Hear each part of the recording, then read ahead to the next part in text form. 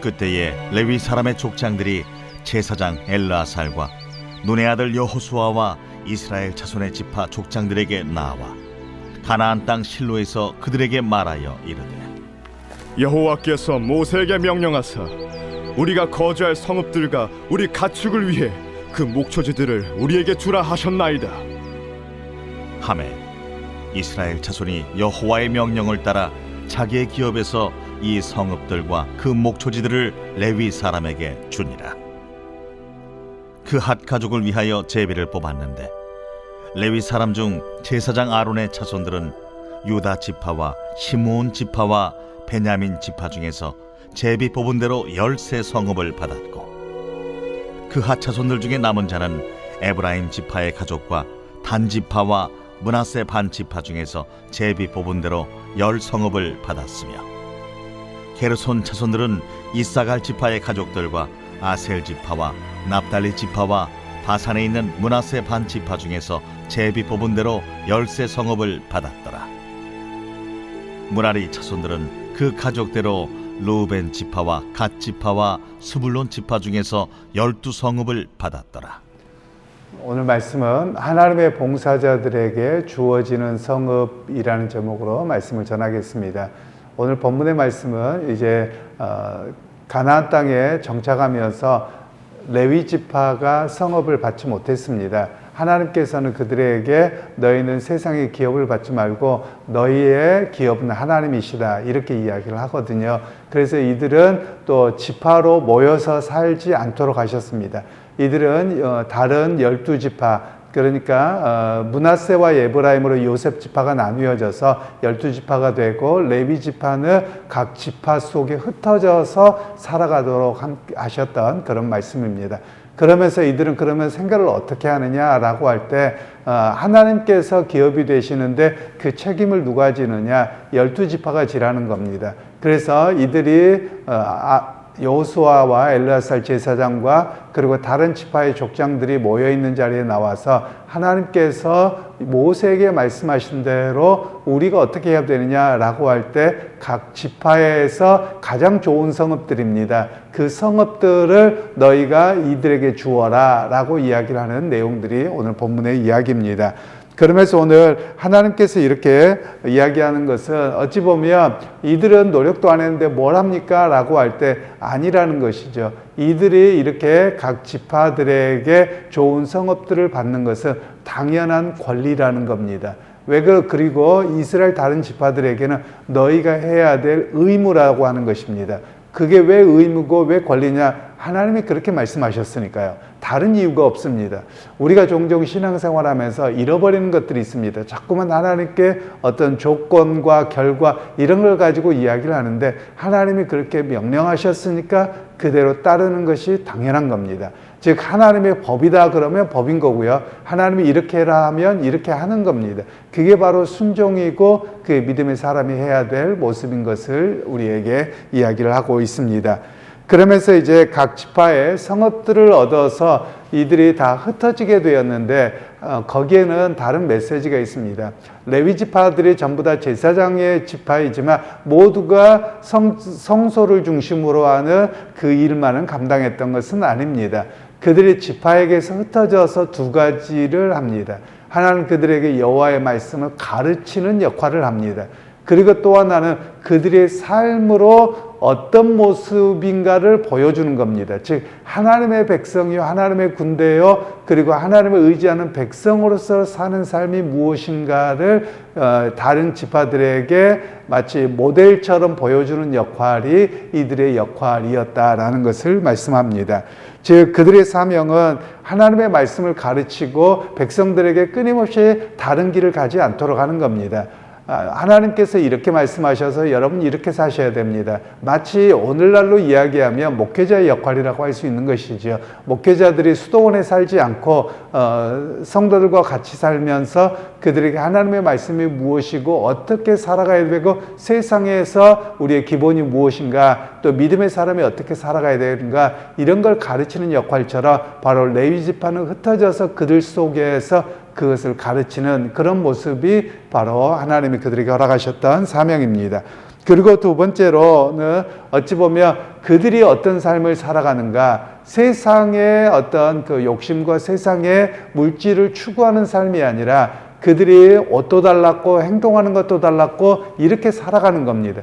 그러면 그 많은 사람들이 보면서 야, 저 사람들은 세상의 것을 욕심내지 않고 세상만을 쫓아 살지 않는데도 살아가는구나. 저게 바로 그 하나님의 백성의 모델이고 하나님을 의지하고 사는 삶의 모습이지 라는 것을 그들에게 알려주도록 하는 모델과 같은 역할이 바로 이들의 모습이었다라는 겁니다. 어찌 보면 이런 모습들이 오늘 한국 교회에 부족하다고 할 수도 있겠습니다. 목회자들이 성도들과 별반 다를 바 없는 그런 모습이 되면 사실 되지 않습니다.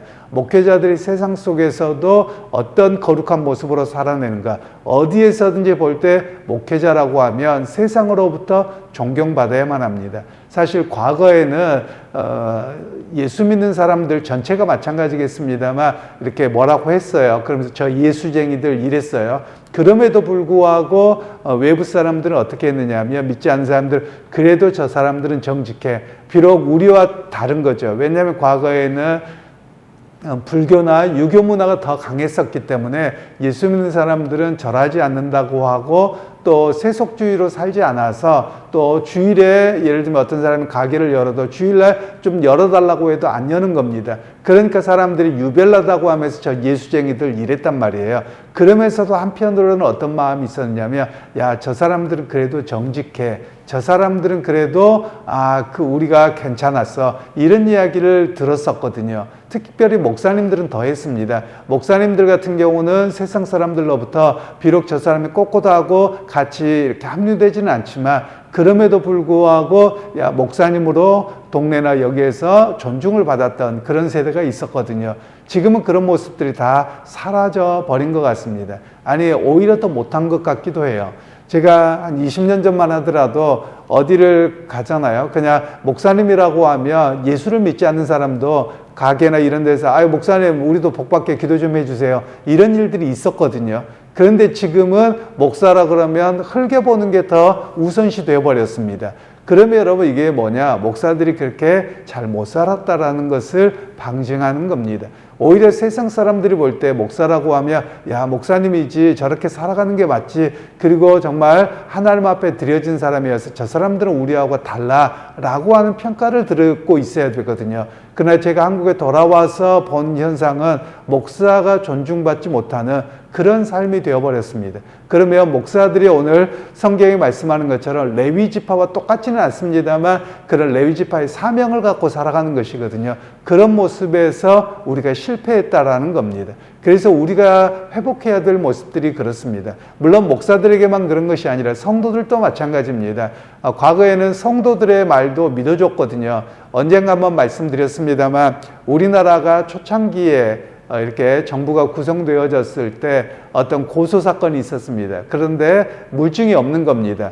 그런데 재판관에서 어떻게 했었냐면, 아마 크리스천이었는지 모르겠습니다만 예수 믿는 사람들은 거짓말하지 않는다라고 해서 그 사람들의 증언을 받아들여서 판결을 내렸던 그런 기록도 있다고 합니다. 그 정도로 그리스도인들의 말과 행동을 신뢰했었거든요. 그러나 지금은 오히려 그러지 못하다라는 겁니다.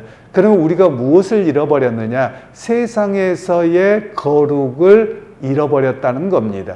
오히려 세상의 거룩을 잃어버렸다는 것은 또 다른 이야기로 하자면 세속주의가 다 돼버렸다는 겁니다. 또 다른 이야기로 하면 세상에서 내 이익과 그리고 또 손해보는 것, 이것에 더 마음을 빼앗겨버렸다는 겁니다.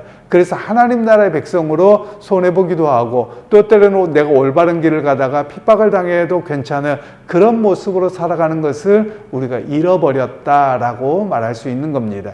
그래서 여러분 오늘 우리가 그런 고백을 해야 됩니다. 세상에서 좀 손해라도 괜찮습니다. 세상에서 사람들에게 조금 이렇게 따돌림을 당하고 내 실익을 좀 챙기지 못해도 괜찮습니다. 그러면 남들이 저 바보 같다고 할지 모릅니다. 그럼에도 불구하고 우리는 어떤 고백을 해야 되느냐? 하늘의 소망을 갖고 살아가기 때문에 우리는 이렇게 사는 겁니다. 이런 고백이 우리의 고백이 되어야만 하거든요.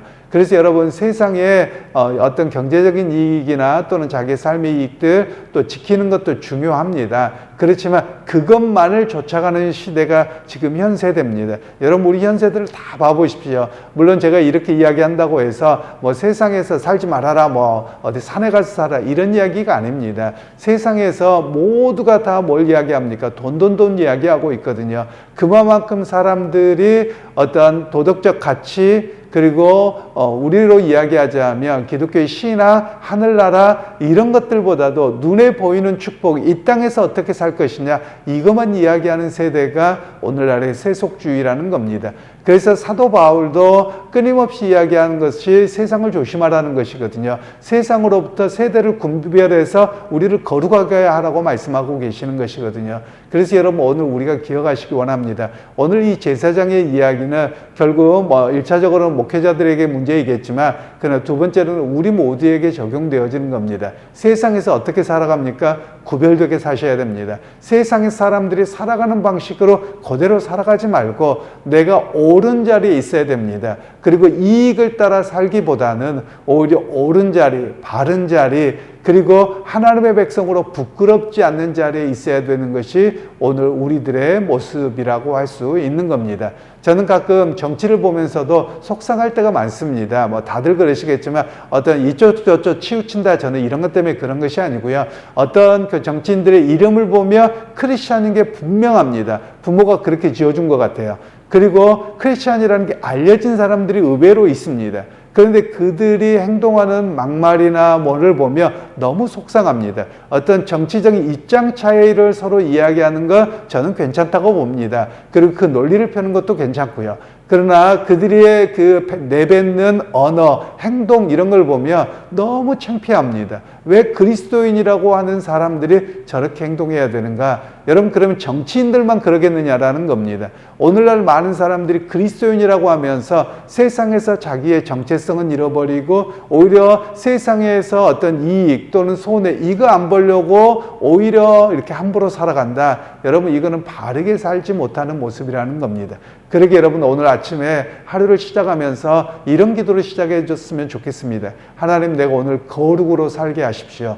또 내가 오늘 거룩으로 살겠습니다. 세상 사람들과 다른 말과 다른 행동과 다른 가치를 붙들고 살아감이 나에게 분명히 나타나게 하옵소서. 또 그렇게 살겠습니다. 이런 결단으로 오늘 또 세상에서 구별된 백성으로 승리하는 모두가 되기를 주님의 이름으로 축원합니다. 하나님, 오늘 또 말씀을 통해서 레위 지파들의 삶이 이스라엘 백성들에게 미치는 영향력이 무엇인지, 또 오늘날 목회자들과 교우들이 세상 가운데 어떤 모습으로 살아야 되는지를 말씀을 들었습니다. 오늘 또 세상으로부터 구별된 우리가 되게 하시고 말과 행동과 삶의 가치가 달라서 정말 하늘나라의 소망을 가지고 살아가는 거룩한 백성으로 온전히 서게 하옵소서. 예수님의 이름으로 기도하옵나이다. 아멘.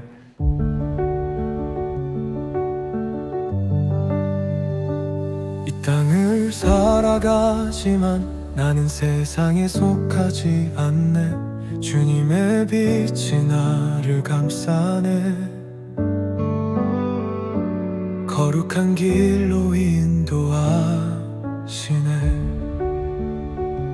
거짓된 소리 속에서도 주의 진리만을 따르리. 흔들리는 세상 속에서 내 영혼 주께 머무네. 세상과 구별된 자 주의 말씀 안에 살리. 거룩한 빛으로 나를 새롭게 하시네. 주의 진리 내 안에 나를 정결하게 하네. 나는 주의 소유라 영원히 주께 속하리. 이 땅의 길을 걸어가도 내 마음은 하늘을 보내. 주의 손길이 나를 이끄네. 세상의 빛이 되게 하네. 세상의 유혹 속에서도 주의 사랑을 따르리. 주의 은혜 날 덮으시니 내 영혼 두렵지 않네. 거룩하신 주님 앞에 무릎 꿇어 경배하리. 진리의 빛 나를 비추시니 나는 오직 주만 따르리. 세상과는 다른 길을